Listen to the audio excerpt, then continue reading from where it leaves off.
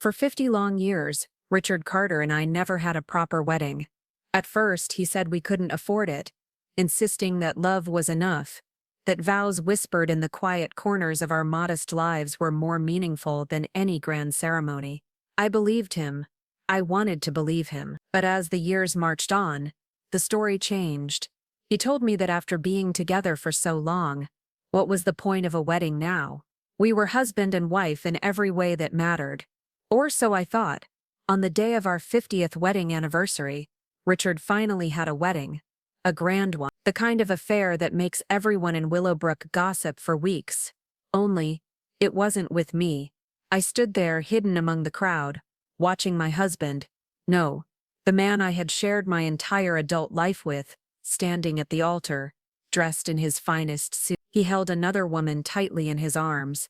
Her face glowed beneath a sheer lace veil, as the crowd erupted in joyous applause. Among the smiling faces was our son Daniel, my own flesh and blood.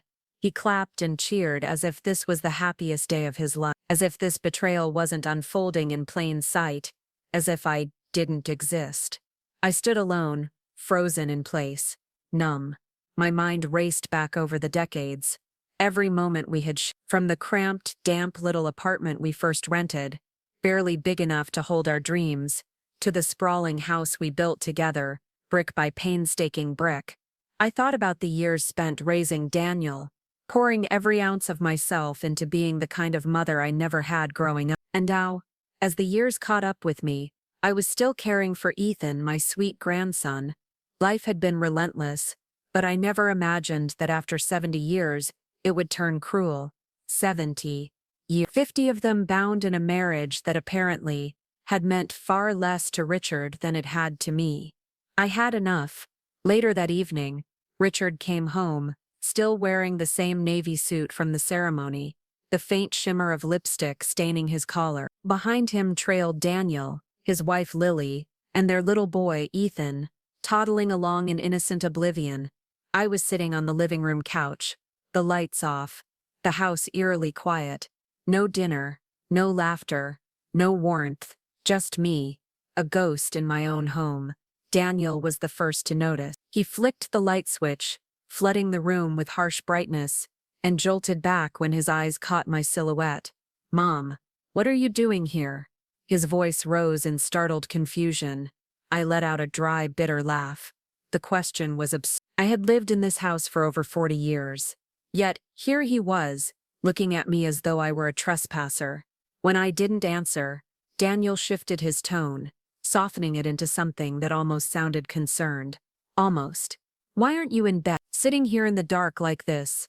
It's kind of creepy, Mom." Slowly, I turned my gaze toward them.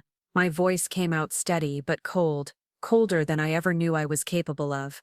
"Where were you all today?" Richard had just finished unlacing his shoes when he wandered into the room, his tone infuriatingly casual.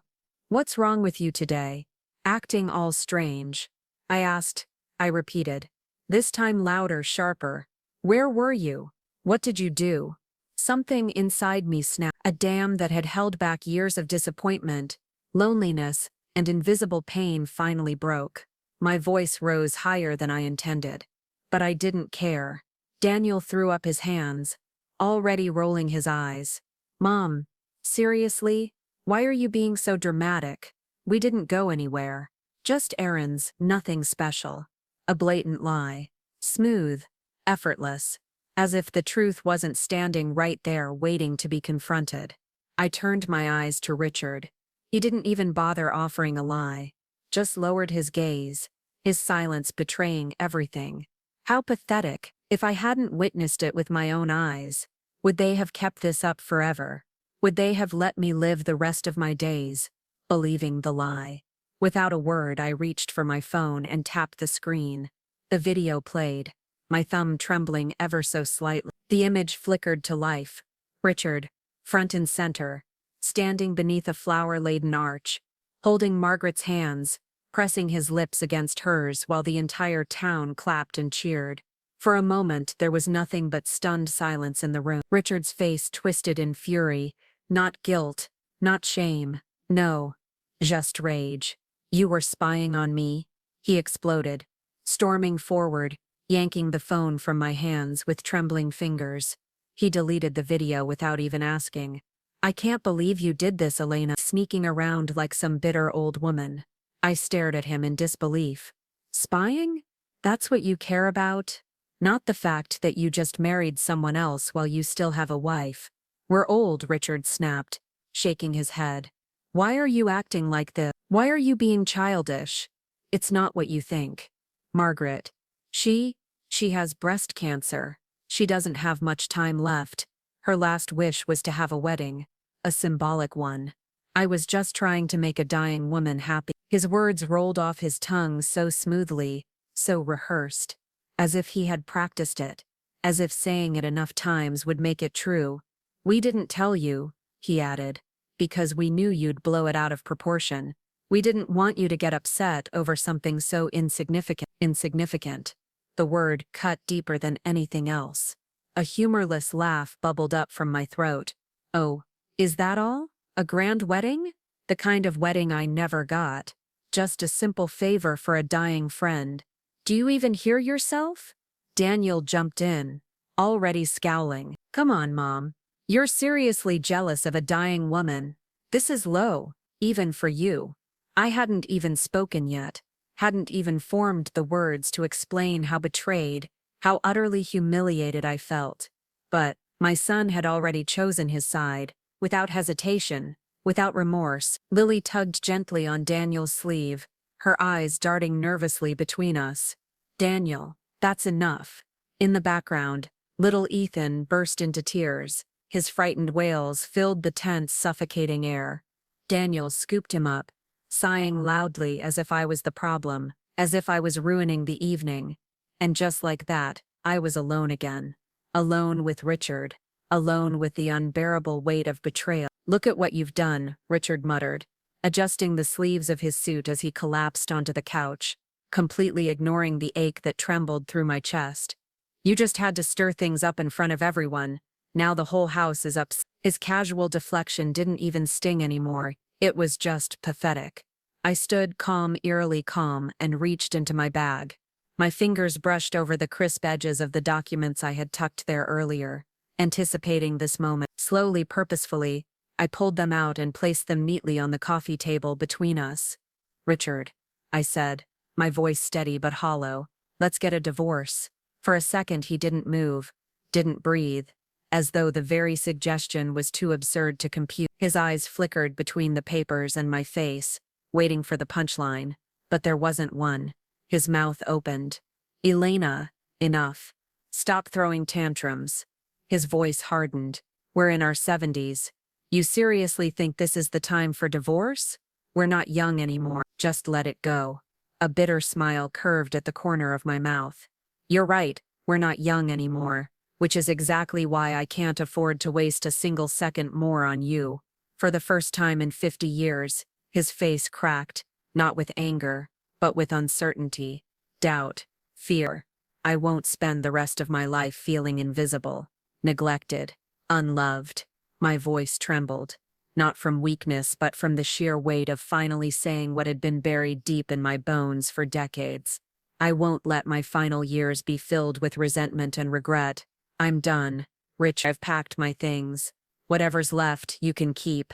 I could see him grappling, scrambling for some excuse, some trick to pull me back into submission. But all he managed was a hollow, "Are we really going to end things like this?" I turned away, ready to head toward the guest room one last time. Fine, he finally croaked, the word punching through the silence. Fine. I'll sign. I admit, I was wrong. I shouldn't have hidden it. But if you ever need anything, anything at all, you can still call me. Let's part on good terms. Still friends. Friends. The word hung in the air like smoke. Thick. Suffocating. I shook my head, refusing to look back. No, Richard. You and I, we were never friends. We were just obligations. Habit. A mistake that lasted half a century too long. I didn't need to say more. I walked away. The next morning I wheeled my suitcase to the front door. The weight of it should have felt heavy, but strangely, it didn't. It felt light. as though everything truly important was already with me, my dignity, my freedom. Daniel was already awake, sipping coffee at the kitchen counter. His gaze drifted to the suitcase, his brows pinched, his lips pressed into a tight line. "Mom, you can't be serious." His tone was impatient, like a parent scolding a stubborn child. "You and Dad, you've been together forever. You can't just leave." I paused at the doorway, fingers tightening around the suitcase handle. "Watch me. Who's going to cook?" His voice rose. "Who's going to clean? Who's going to take care of Ethan? You're blowing this way out of proportion. Dad was doing something nice for Maggie. They didn't do anything else. Why are you being so unreasonable?" The word hit harder than it should have, but not in the way he intended. No, it hit like the sudden, sharp clarity of glass shattering. All at once, I saw him clearly. This boy, this man, I had nearly died bringing into this world. I nearly lost my life to an amniotic fluid embolism the day he was born. It was a miracle that both of us survived. I remembered clinging to consciousness in the hospital, fighting through the pain, fighting for him. I had raised him, loved him, nurtured him, sacrificed for him in ways no one could ever quantify. And yet here he was, a man who couldn't fathom the thought of losing his live-in cook, cleaner, babysitter, and emotional punching bag. Not a son. Not anymore. Just a stranger who shared my blood. I couldn't even look at him. Every glance, every word he uttered only deepened the fracture between us. Without another word, I bent down, struggled briefly with the suitcase zipper, then slipped on my shoes. "Where are you even going, Mom?" Daniel shouted, his voice teetering between panic and anger. I didn't answer. I didn't owe him. Frustrated that I was ignoring him, he grabbed an empty glass from the counter and hurled it into the trash can with a violent crash. The sound of shattering glass echoed through the house, sharp and final. I turned at the doorway, my eyes meeting his one last time, and whatever lingering affection I had for him snapped. "Daniel Carter," I said, my voice sharper than I thought possible. "I am not your maid. I am your mother. And what makes you think it's my duty to cook, clean, and serve you?" He blinked, stunned, as though the very concept had never occurred to him. "Maybe," I added, my voice dropping low and steady, "maybe I spoiled you too much all these years. Maybe that's why you turned out like this." His mouth opened, but no sound came out. "You've let me down," I continued, my words slow, deliberate, heavy. "But I hope, truly I hope that after I'm gone, you'll sit down, really sit with yourself, and think about what I've done for this family, about what you've become." His face contorted, torn between anger and something dangerously close to shame. But I didn't care anymore. With that, I turned away. I didn't care if he had more to say. I didn't care if he wanted to argue. I didn't care if he hurled another glass, or threw a tantrum like a toddler denied candy. I was done. Even as I stepped outside, I could hear doors slamming, footsteps pounding, angry voices muttering behind me. But that was no longer my world. Not anymore. The moment I walked out that door, dragging my suitcase behind me, I stopped living for them.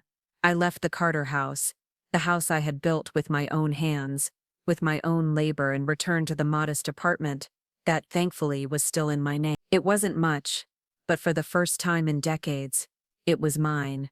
Sitting alone in the quiet, the walls bare, the air filled with unfamiliar stillness, I realized something startling. Nothing in the past few decades had ever truly belonged to me. Not my marriage, not my home, not even my role as a mother. I had poured everything I was into other people, and now, there was barely anything left of me. Or so I thought. I sat in that quiet apartment for hours, staring at the walls, the floors, the tiny kitchen that hadn't seen a proper meal in years. At first, the silence felt suffocating, like an unwelcome stranger sitting beside me, but slowly, hour by hour, it began to shift. The silence started to feel spacious, freeing. I could breathe again.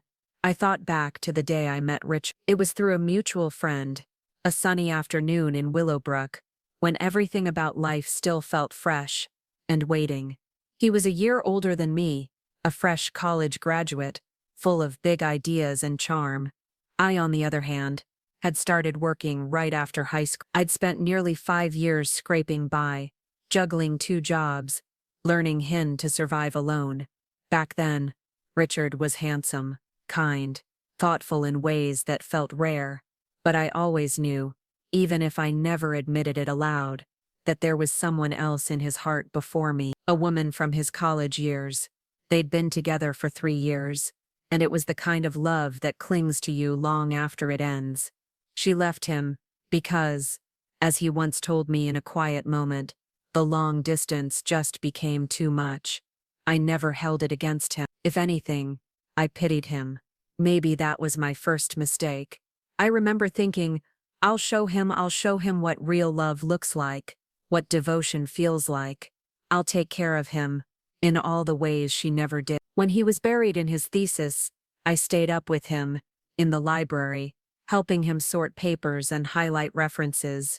When he couldn't find a job after graduation, I ironed his shirts, polished his shoes, and stood by his side for every disappointing interview. When he dragged himself home after humiliating company dinners, half drunk and exhausted, I cleaned him up, tucked him into bed, and whispered that everything would be okay.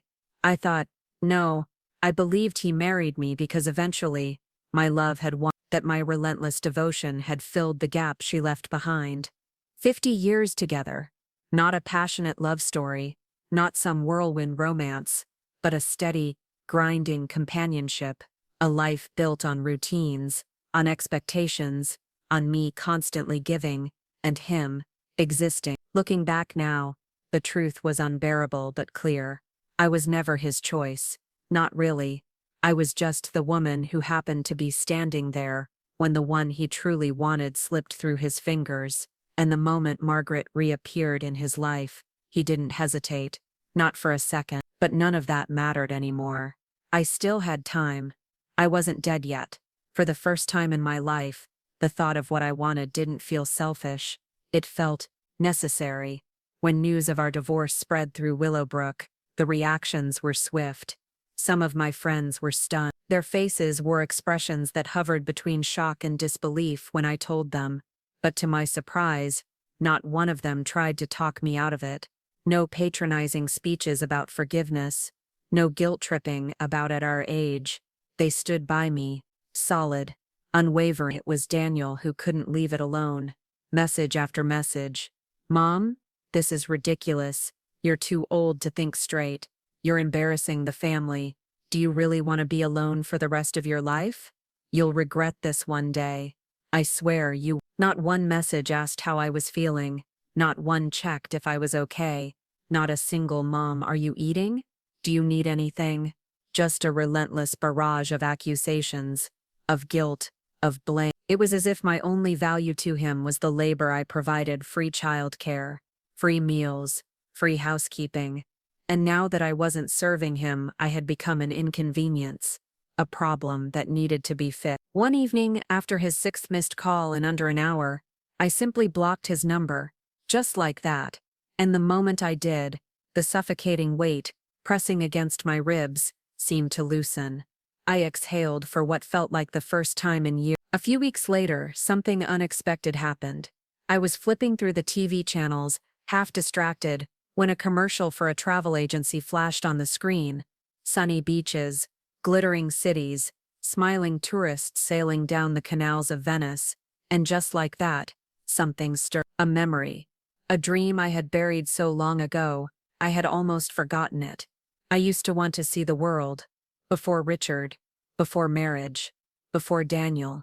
I worked hard, not just to survive, but because I wanted to stand beneath the Eiffel Tower, walk the streets of Rome, watch the sunset over the Santorini cliffs. But then life happened. Richard happened. And slowly, those dreams withered, traded for grocery lists, packed lunches, and years spent waiting for someone else's needs to come before mine. Even the few trips I did take were never truly mine. We went where Richard wanted, where Daniel wanted. And even then, I wasn't a traveler. I was the caretaker, the planner, the one making sure everyone else was fed, comfortable, and happy. But now, for the first time ever, I wasn't anyone's wife. I wasn't anyone's mother. I was just Elena. And Elena wanted to see the world. Without letting myself second guess it, I opened my laptop and booked a group tour. One that would take me through Europe, Spain, Italy, Greece, and France. It was the most impulsive thing I had done in 70 years, and it turned out to be the best decision of my life. The trip was like breathing again after being underwater for too long. I tasted food I never knew existed. I watched the Roman Colosseum glow beneath the afternoon sun. I stood on the edge of Santorini, the sea stretching out endlessly before me, and felt something inside me begin to heal. Even more surprising, I wasn't alone. The tour group was full of women just like me. Women who had spent decades putting everyone else first, raising children, supporting husbands, working jobs without recognition, only to find themselves alone in their later years. But instead of being bitter or broken, they were vibrant, fearless, alive. We bonded over laughter, shared stories of heartbreak and resilience, and by the end of the trip we had already made a pact. When we got home, we'd start looking into moving into the same retirement together, as chosen family. Every day I snapped photos. Not for anyone else, not for Richard, not for Daniel. For me, I posted them on Instagram. Smiling selfies beneath the Eiffel Tower, videos of me sampling pastries in Rome, snapshots of golden sunsets over the Aegean Sea. The comments poured in. "You look amazing, Elena. So proud of you. You're an inspiration." My friends were relieved, thrilled even. They had worried that I would crumble after the divorce, that I would wither away in some dark apartment, drowning in regret. But seeing me like this, thriving, laughing, living, they knew I was going to be just fine. The only downside? Richard still followed my Instagram account. He liked every single post, sometimes even left comments. "Looks like you're having a great time. Stay safe. So happy for you, Elena. You deserve this." Pathetic. Whether it was guilt or some twisted attempt at staying relevant in my life, I didn't care. I ignored every single notification, refused to let his shadow touch even an inch of this happiness. He didn't get to be part of this life anymore. Not this time. Not ever. After a month of travel, the plane touched down back home. The exhaustion hit me the moment the wheels screeched against the tarmac. A different kind of tired, the kind that comes after something wonderful ends, but hasn't yet faded into memory.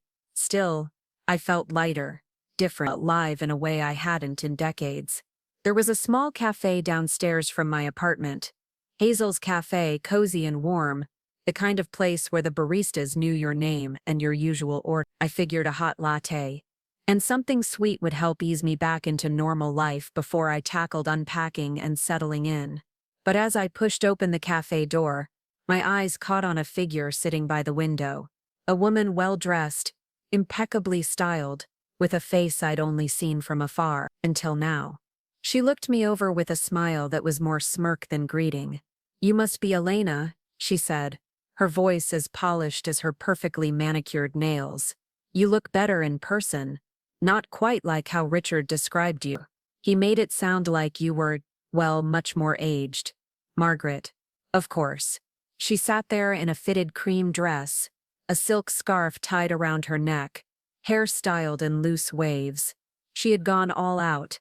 Full makeup, expensive jewelry, not a strand out of place. Her face glowed with the effort of appearing effortlessly perfect. Her compliment wasn't a compliment at all. It was a slap wrapped in satin. I didn't say anything, just raised an eyebrow and pulled out the chair across from her, sitting down slowly, deliberately. Strange though, for someone supposedly in the late stages of breast cancer, she looked perfectly healthy, vibrant, radiant. Not a trace of illness anywhere. She didn't seem bothered by my silence. Instead, she adjusted her scarf and continued, her tone softening, laced with pretend kindness. "Hi, I'm Margaret. A longtime friend of Richard's. He's mentioned you so many times, but somehow we never had the chance to meet. As if this was just a casual chat. As if she hadn't stood at an altar with my husband. I heard you've been traveling," she continued breezily. "Must be nostalgic. Coming home after being away for so long. At our age, We get sentimental, don't we? I stared at her, not bothering to hide my blank expression. My hands rested calmly on the table, but every muscle in my body was coiled tight. Get to the point, I said flatly. She blinked, her smile faltering for half a second before recovering. Straightforward. I like that. Leaning forward, she folded her hands under her chin. You see, Richard and we've had a complicated history. Years ago, we were deeply in love, but the distance, it was too hard. We let each other go, but the feelings, well, they never really disappeared. Her eyes softened theatrically, and when I thought I was dying, when the doctors said breast cancer, I panicked. I called him. I didn't expect him to care, but he came. He came to me. Her lips curved upward. Proud. He cried when he saw me, held me, told me he never stopped loving me. Isn't that beautiful? I let out a slow breath and laughed, a small, humorless sound. So, to make up for your lost little love story, I'm supposed to just step aside, disappear, let you two pick up where you left off, like the last 50 feathers never happened. Her eyes glistened, but it wasn't sadness, it was triumph. Oh, Elena, she sighed dramatically. I know it must be hard for you, but love, you can't control love. It's destiny. Her tone shifted, syrupy and condescending. And it was all a misunderstanding, really. I was misdiagnosed, no cancer after all. But by the time we found out, well, everything was already in motion. And Richard was so happy. You should have seen him, like a boy again, planning the wedding. Smiling all the time, running around, doing everything to make it perfect. Her fingers drummed against her porcelain coffee cup. It's what he's always wanted. We didn't mean to hurt you.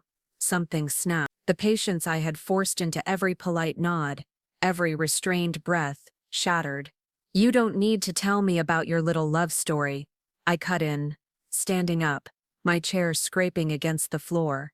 And whatever happens between you and Richard now has absolutely nothing to do with me. I turned, signaling the waiter for my order, ready to leave. But Margaret wasn't done. Leaving so soon? She called after me, her voice dripping with mock concern. I still have so much more to say. I paused, took a slow breath, then pivoted back toward her. Then let me say something instead. Her eyes widened, but she sat up straighter, folding her arms expectantly. At your age, I began, voice even, slicing. The least you could do is have some dignity. You knew Richard was married. You knew exactly what you were doing. You flaunted it. You held a wedding. Her face stiffened, color draining slightly. You don't get to wrap it up in some sugary nonsense about fate and unfinished love. You were a mistress, Margaret. Nothing more. If it were real love, you wouldn't have waited 50 years for him to come back. You'd have fought for it long ago. The entire cafe had fallen silent. Eyes turned toward us, conversations paused mid-sentence. Margaret opened her mouth to respond, but her throat worked without sound. For the first time she was speechless. Just then, as if summoned by the tension in the air, the door swung open, and in stormed Richard, disheveled, out of breath, face red. When he saw Margaret sitting there, blinking back furious tears, he rushed to her side, throwing an arm around her protectively. Margaret, what happened? Are you okay?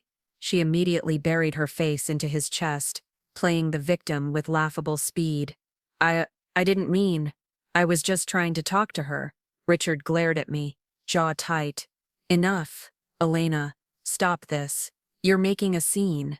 I stared at him, then laughed. Really laughed. Of course that was his reaction. Not regret, not apology, not an ounce of accountability. You two are unbelievable, I said, shaking my head. Still playing the victims when you're the ones who ruined everything. Someone nearby whispered loud enough to be heard. Wait, aren't those the two from that viral wedding video? Oh my God, you're right. Another voice chimed in. Murmurs rippled through the room like wildfire. Whispers became loud enough to sting. She's probably the crazy yeah, the one who's bitter they're together now. Look at her, so aggressive. No wonder he left her. Richard's back stiffened, his grip on Margaret tightened, but he didn't say a word in my defense. Not one. Right on cue, Margaret clutched her chest. Oh, Richard, I don't feel well. I think, I think the doctors were wrong. What if the cancer wasn't a mistake after all? And just like that, her knees buckled. She collapsed into Richard's arms, limp as a rag doll. Panic surged through the cafe. Call an ambulance, someone shouted. Richard scooped her up, yelling, "Hold on, Margaret. Stay with me." He didn't glance at me once. Didn't care that I stood there humiliated, painted as the villain. Didn't care that strangers were now whispering about me like I was some pitiful, bitter ghost of his past. No, his world was Margaret. It always had been. And in that moment, watching him rush out the door, Margaret in his arms, I realized something. It wasn't pain that bloomed in my chest anymore. It was freedom, because I finally truly understood. They could have each other. I was done. By the time I stepped back into my apartment, my body felt heavier than it had in weeks. It wasn't just exhaustion from the confrontation at Hazel's cafe. No, it was something deeper. A bone-deep weariness from carrying the weight of this marriage, this family, this life for far too long. I barely made it past the doorway before collapsing onto the couch, coat still on, shoes half kicked off. And for the first time in years, I let myself cry. Not quiet, graceful tears, ugly, aching sobs that shook my chest and made it hard to breathe. I cried for the years I had wasted, for the love I had given so freely to people who treated it like an obligation, like a service they were entitled to. I cried for the humiliation, for the betrayal, for the sheer injustice of it all. But worst of all, I cried because I had nothing left to prove that I was ever part of Richard's life at all. 50 years of marriage, and there was no wedding photo, no framed certificate, no memory to point to and say, I mattered. I was his wife. I was someone. In our early years, when money was tight, we never took photos together. Later, when we moved houses, whatever few pictures we had were left behind, forgotten, boxed up like clutter. And now, even our son, the boy I had given my life to raising, had turned his back on me, and almost as if the universe wanted to twist the knife deeper, my phone buzzed on the side table.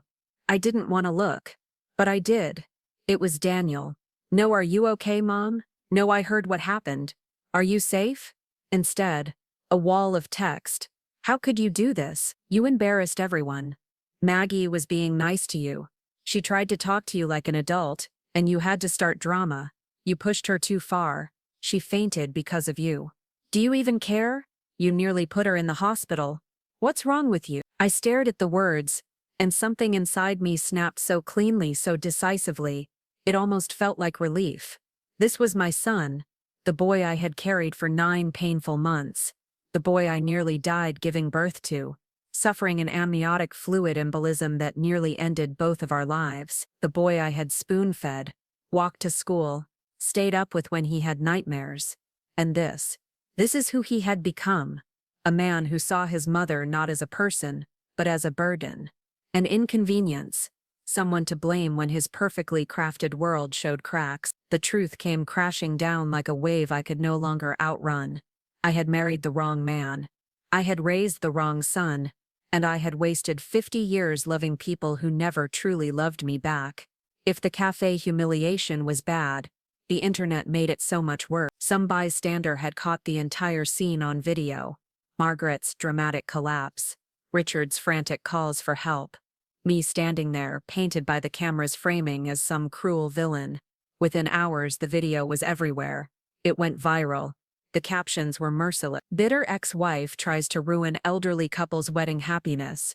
Jealous ex confronts true love reunion. Of course, the clip conveniently left out every word Margaret said to provoke me. Every cruel smile. Every condescending remark. No. The internet only saw what it wanted to see. And the comments. How pathetic.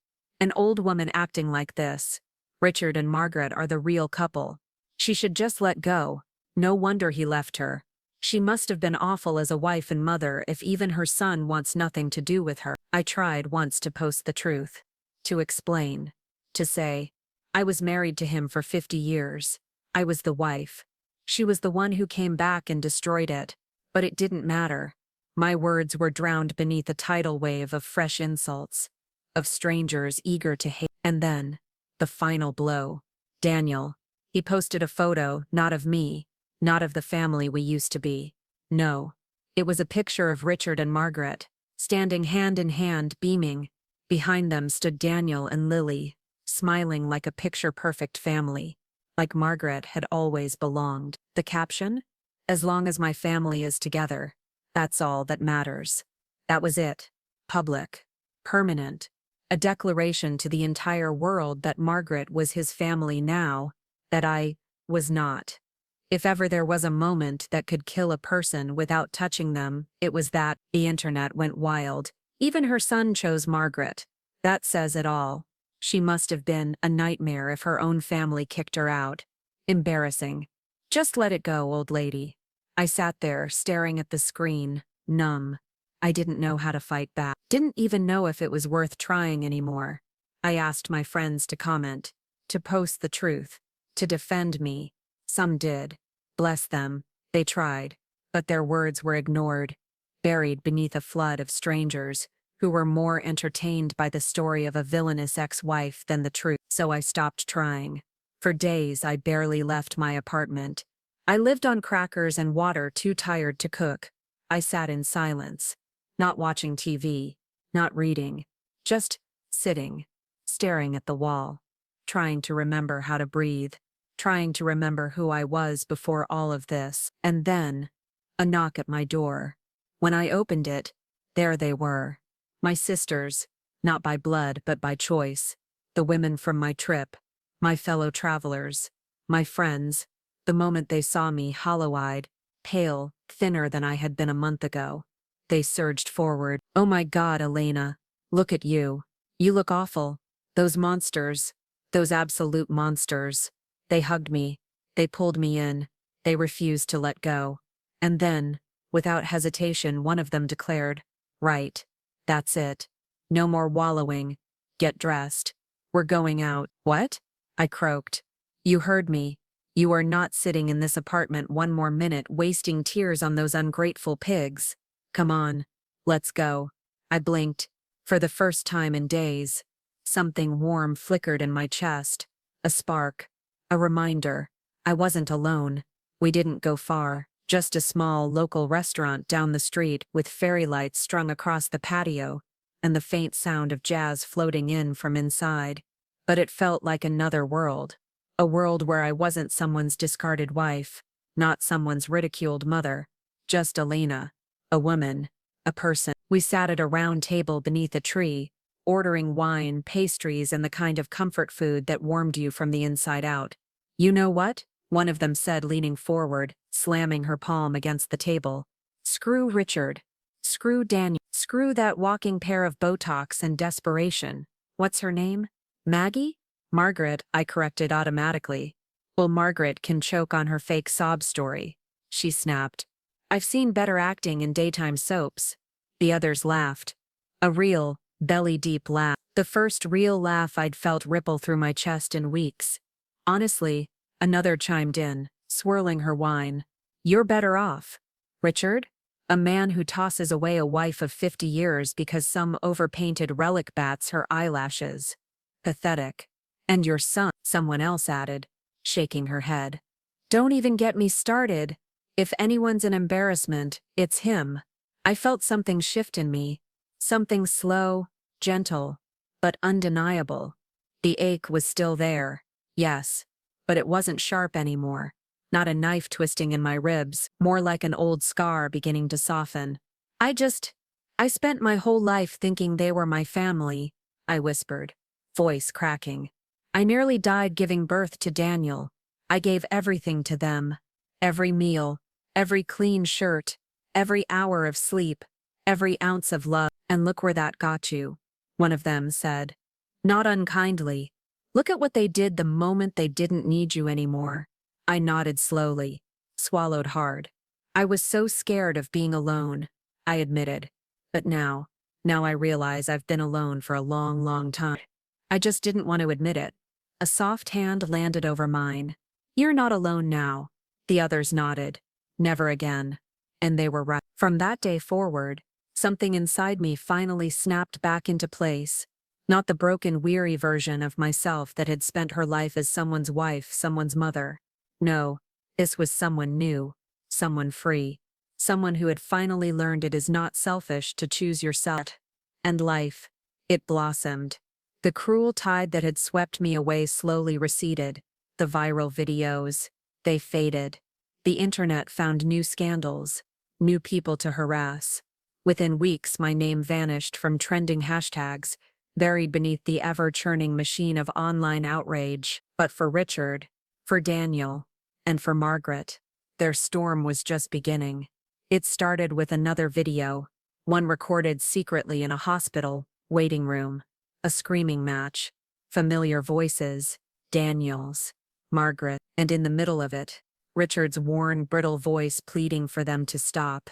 It exploded online. People connected the dots. Wait, that's the Margaret. The one from the wedding scandal? The woman everyone defended? And that's her stepson? Screaming at her. The internet flipped. So wait, the mistress is lazy? Useless? Can't cook? Can't clean? Didn't they kick out their mom for this woman? Instant karma. Comment after comment flooded in, reversing the narrative. Where once I was the villain, now I was the victim. The world had wronged. Screenshots of Daniel's post, the one with Richard and Margaret, captioned, "As long as my family is together," circulated like wildfire. Imagine posting this, and then realizing you ruined your entire life for a woman who can't even babysit without almost sending your kid to the ER. Oh, how the tables have turned. Elena, wherever you are, you deserved better. Way better. For the first time in months, people were on my side. Meanwhile, Daniel's life crumbled. His job, which relied on a good reputation, disintegrated the moment clients began asking, "Aren't you that guy who humiliated his own mother for a homewrecker?" His boss, looking for any excuse, fired him. No warning, no severance, and without my free labor, the house fell apart. No one cooking, no one cleaning, no one watching Ethan when Lily was at work. Margaret? Oh, she tried, briefly. She cooked, burned half of it, undercooked the other half, nearly sent Ethan to the emergency room after mixing boiling water into his formula but letting it cool. Laundry sat damp in the washer until it mildewed. Dishes piled so high the kitchen smelled like something had died in it. Babysitting. She spent more time scrolling on her phone than watching the child. Once, Ethan fell, bumped his head, and cried until he threw up, while Margaret lounged on the couch watching soap operas. The final straw came when Daniel stormed downstairs, took one look at the chaos and exploded. "You don't work, you don't cook, you don't clean, you don't babysit. What good are you?" he shouted, voice shaking. Margaret flared back immediately, slamming her hands on her hips. "Excuse me, I'm your father's wife, not your maid, not your nanny, not your cook." Daniel's face turned purple with rage. "Wife? You're not even legally married, you're just some washed-up side chick who conned her way into this house." Her mouth fell open, sputtering. "Oh, now you care about marriage. Where was this energy when you were helping your father kick out his real wife?" It escalated. Screaming, crying. Hospital security had to step in when the argument got so loud. Other patients began complaining. But the damage was done. Someone had filmed it and uploaded it. And this time, the world wasn't laughing. It was horrified. They destroyed a 50-year marriage for this. That poor woman. "Elena, if you ever see this, we are all so sorry." Daniel and Richard deserve each other. Karma came fast. I watched it all unfold from the comfort of my sunny apartment, sipping tea, my legs curled beneath me on the couch. For the first time in my life, the chaos wasn't mine to clean up. It wasn't my problem anymore. It was never going to be my problem again. And just when I thought things couldn't get any more deliciously ironic, a message popped up on my phone. It was from Lil. "Mom, when are you coming back? The house.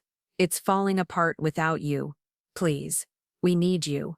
The message arrived just as I was mid-spin, laughing on the ballroom floor, dancing with a man named Victor, a charming, elegant widower I had met 2 weeks ago. The music swirled, The lights twinkled, and his hand was warm in mine as he gently led me through the steps. I looked down at Lily's message, smirked, turned my phone over, and kept dancing. Victor guided me gracefully across the polished dance floor, his steps confident yet gentle. The soft strains of a piano filled the air, mingling with laughter and conversation. Around us, couples twirled beneath the sparkling chandelier lights, but I barely noticed anyone else. For the first time in decades, someone was looking at me, not through me, not as a burden, not as someone's wife, someone's mother, someone's maid. Just me. Elena, Victor murmured, offering a twinkle of a smile. You dance beautifully.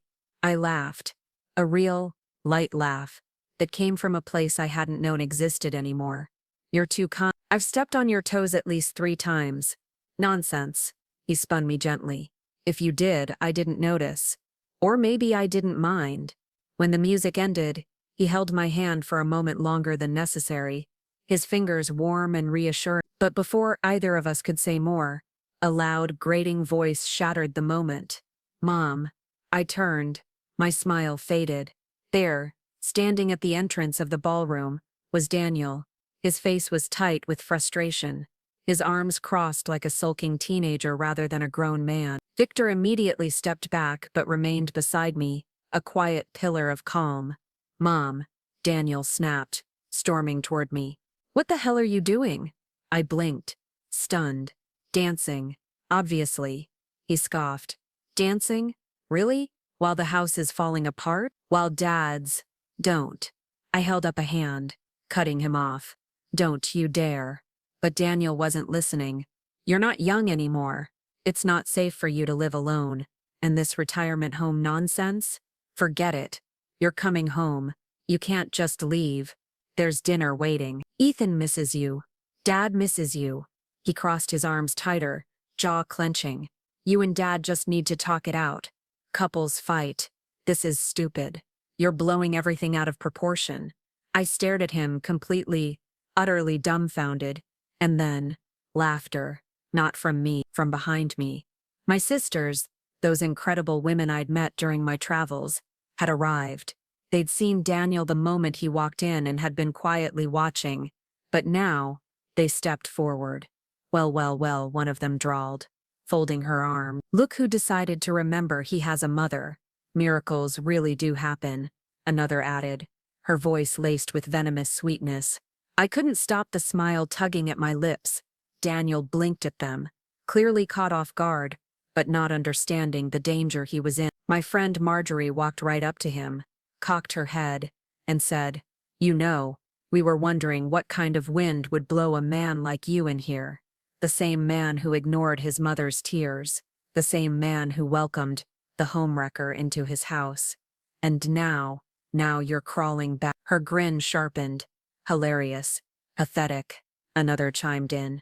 Daniel's face flushed a deep crimson. This isn't any of your business.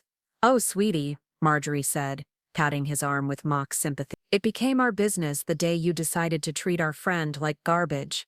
Victor cleared his throat softly, stepping in just enough to place a steadying hand on my back. He didn't say a word, but his presence spoke volumes. Solid, quiet, support. Daniel's gaze flicked between all of us, rapidly losing whatever flimsy grip on control he thought he had. Mom, he tried again, his voice cracking with a mix of desperation and rage. I know I was wrong. His breath hitched. His pride visibly fought him every step of the way. Please, can you forgive me? Just come home. Maggie is gone. I kicked her out. You don't have to worry anymore, it's just us now. I tilted my head, studying him like one might study an interesting but ultimately irrelevant insect. No, I said simply. Daniel blinked.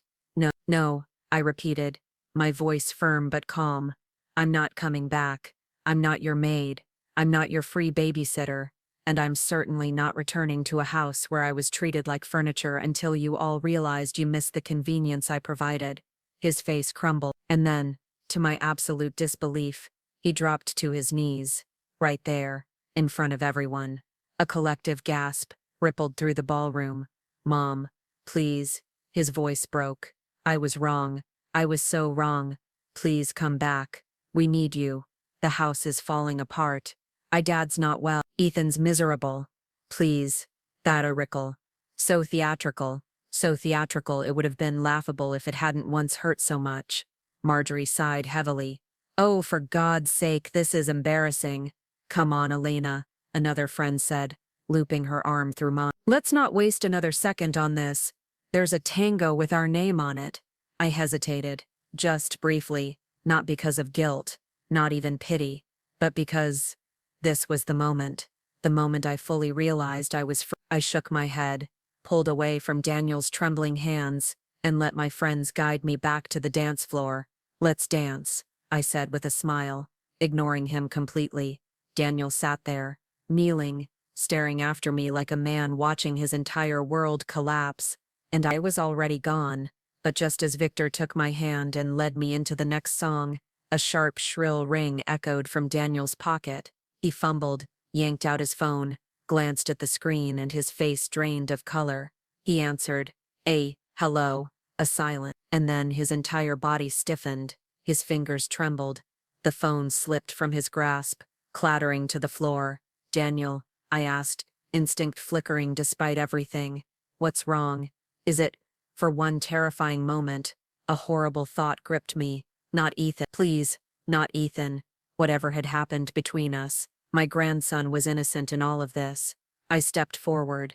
Daniel, what happened? Is it Ethan? But he just stood there, frozen, as if the words couldn't leave his throat. Minutes passed before he finally spoke, his voice nothing but a broken rasp. Mom, you have to come with me. It's Dad. He had a stroke.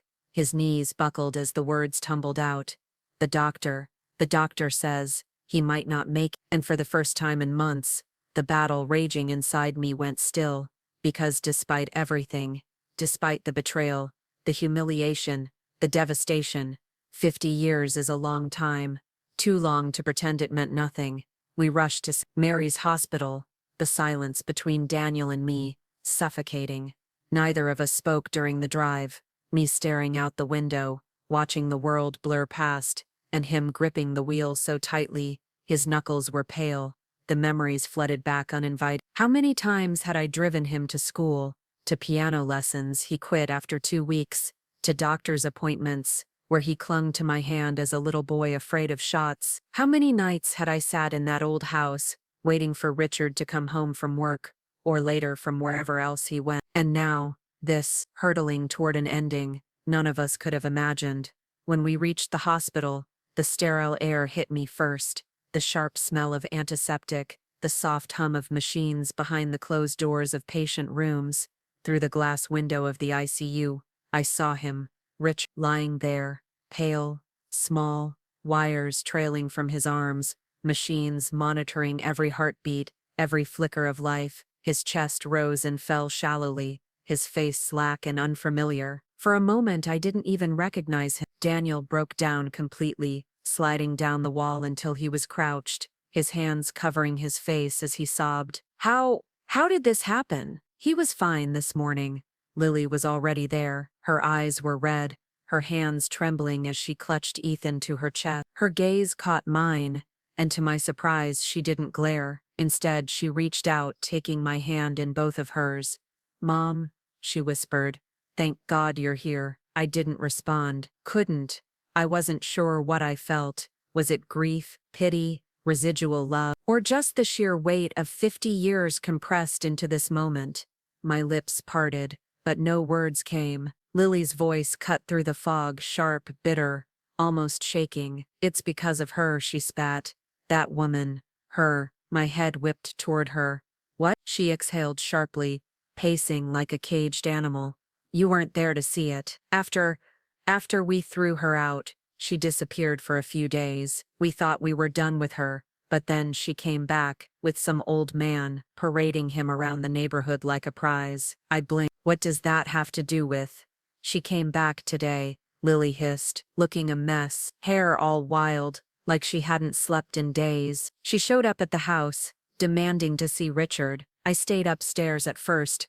I figured it was between them, but then, her hands trembled. I heard yelling, screaming. She was begging him to take her back, and when he refused, she snapped. She threatened him. Said if he didn't let her move back in, she'd ruin his life. Lily swallowed hard. I was halfway down the stairs when I heard it. This loud crack. And when I got to the living room, she was gone, and Richard, her voice cracked. Richard was on the floor. He must have hit the corner of the table when he collapsed. There was blood. Daniel groaned, cradling his head in his hands. No, no, no. The doctors say it was a stroke, Lily whispered, voice ragged. But it's not just that. The stress, the fight, it pushed him over the edge. I pressed a hand to my chest, suddenly breathless. Where is she now? Gone, Lily snapped.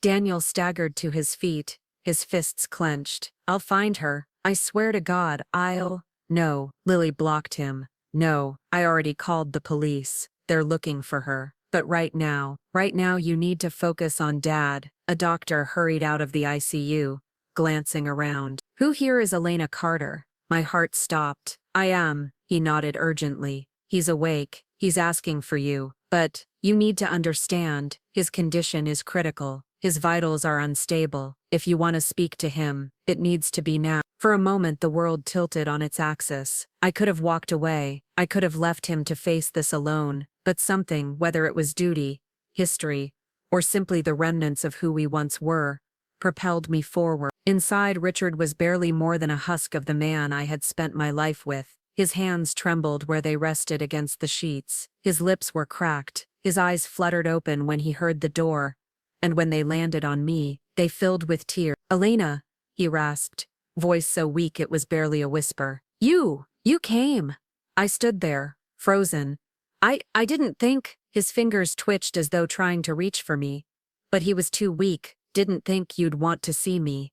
I swallowed hard. I almost did. He let out a brittle, broken chuckle that quickly dissolved into a cough. Fair enough. There was a long silence between us, thick with everything neither of us could bring ourselves to say. Finally he spoke, voice cracking. Elena, all these years, I was blind, selfish. I took you for granted. I thought you'd always be there. A tear slid down his temple. I'm sorry. I should have said it sooner. I should have loved you better. I pressed my lips together, feeling something ache deep in my chest. Not love, not anymore, but something like sorrow, or maybe closure. Richard, I said quietly, I know you want my forgiveness, but I'm not going to give it. His eyes shimmered with grief. I understand, but I don't hate you either, I added, surprising even myself. I just want us to live separately, for the rest of whatever time we have left. I don't want to be part of this anymore. I don't want the drama, the heartbreak, the pretending. He nodded weakly, lips trembling. Fair enough. I stepped back, reaching for the water cup on the side table, but then paused, realizing, no, I didn't have to do this anymore. I don't serve you anymore, Richard, I whispered. A broken sob escaped him, his eyes squeezed shut. If there's a next life, his voice hitched. Would you marry me again? The answer came without hesitation. No, I said simply.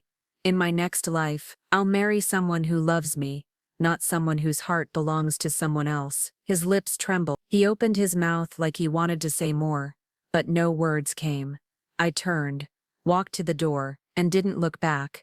When I stepped out into the hallway, the cold, sterile hospital air didn't suffocate me.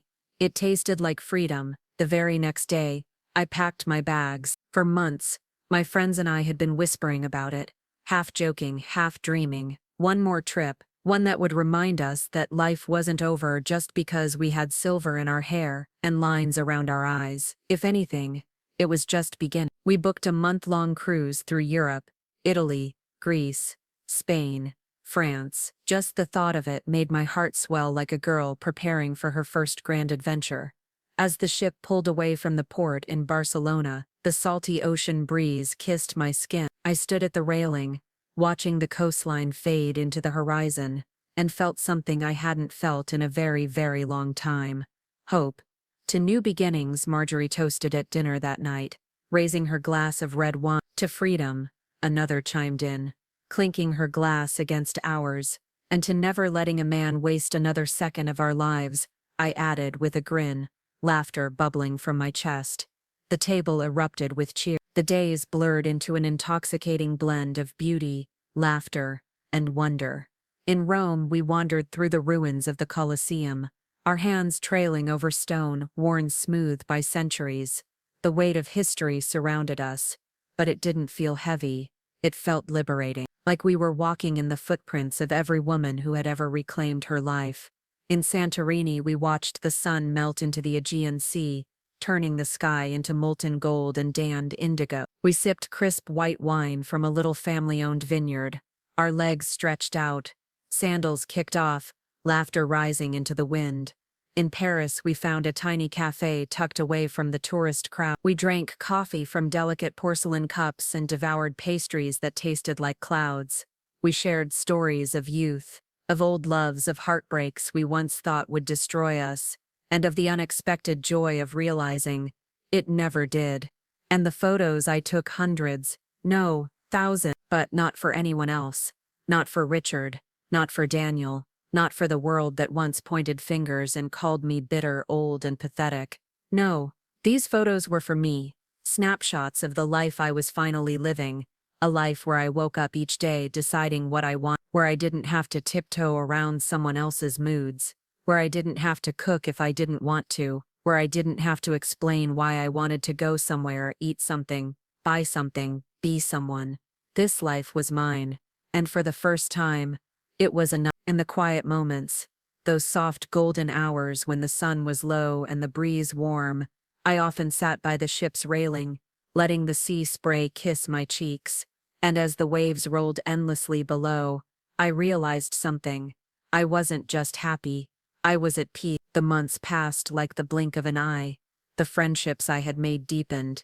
They weren't just travel companions anymore. They were my sisters, my chosen family. And as for love, well, it has a funny way of finding you when you stop searching for it. Victor and I kept in touch after that evening at the ballroom. Texts turned into calls, calls turned into dinners, dinners turned into long walks where we spoke about everything and nothing. He was gentle, patient, never rushed me, never made me feel like I had to prove myself. Unlike Richard, he didn't see me as a duty to be managed or a shadow of the woman I used to be. He saw me, all of me. One evening, standing on the balcony of my apartment, watching the city lights flicker like tiny stars, he turned to me, took my hands in his, and asked softly, "Elena, are you happy?" And for the first time in decades, I didn't hesitate. More than I ever thought possible, I said, smiling, and it was the truth. I had lost so much, but in the end, I had gained something far greater, myself. This story is a powerful reminder that it's never too late to choose yourself. For 50 years, Elena sacrificed everything, her dreams, her youth, her identity for a family that ultimately discarded her without a second thought. Her husband betrayed her. Her son abandoned her, and society labeled her bitter for refusing to accept the humiliation. But instead of crumbling, she did something extraordinary. She stood up, walked away, and reclaimed her life. This story teaches us that no matter your age, no matter how long you've stayed silent, you are never too old to start over, to find happiness and to live for yourself. If this story touched you, inspired you, or made you reflect on your own worth, please don't forget to like this video, subscribe to my channel, and share this message of strength and resilience with others. Your support helps me bring more powerful real-life stories like this to light. And before you go, drop a comment below and let me know which region or country you're watching from. I love seeing how far this community reaches around the world. Thank you for being here. Stay strong, stay brave, and never forget, you are enough.